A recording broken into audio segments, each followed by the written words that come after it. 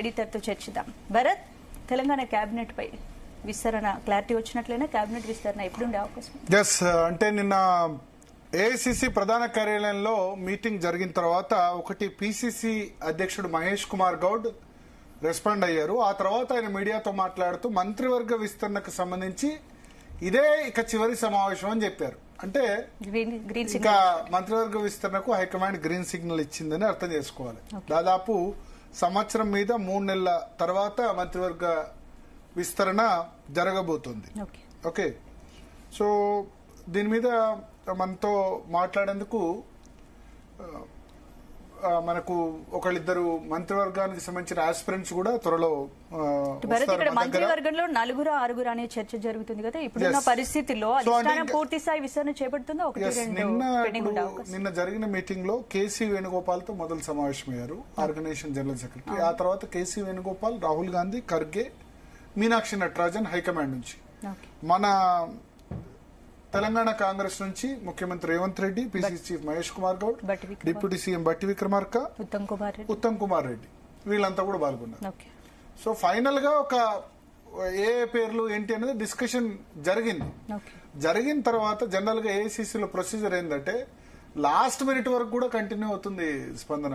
అంటే ఇప్పుడు నాకు తెలిసి మంత్రివర్గ పునర్వ్యవస్థీకరణ 30వ తేదీ నుంచి 3వ తేదీ మధ్యలో ఉండొచ్చు. 30వ తేదీ ఉగాది, మంచి ముహూర్తం కనుక ఎంచుకుంటే మార్చి 30 ఉగాది రోజు అయిపోవచ్చు.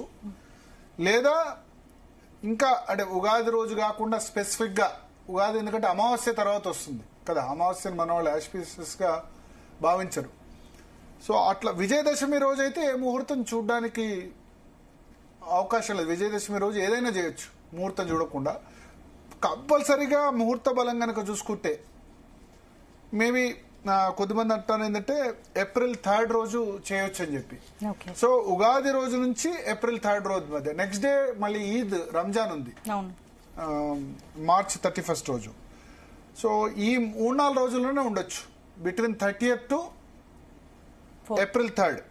April 3rd లోపు పునర్వ్యవస్థీకరణ ఉండొచ్చు. అయితే ఇది మంత్రివర్గ విస్తరణ, పునర్వ్యవస్థీకరణ రెండింటి మధ్య తేడా ఉంది. విస్తరణ అంటే కేవలం ఏం చేయడం, ఉన్న మంత్రివర్గాన్ని విస్తరించడం, కొత్తగా మంత్రులను తీసుకోవడమే, డ్రాప్ చేయడం ఉండదు.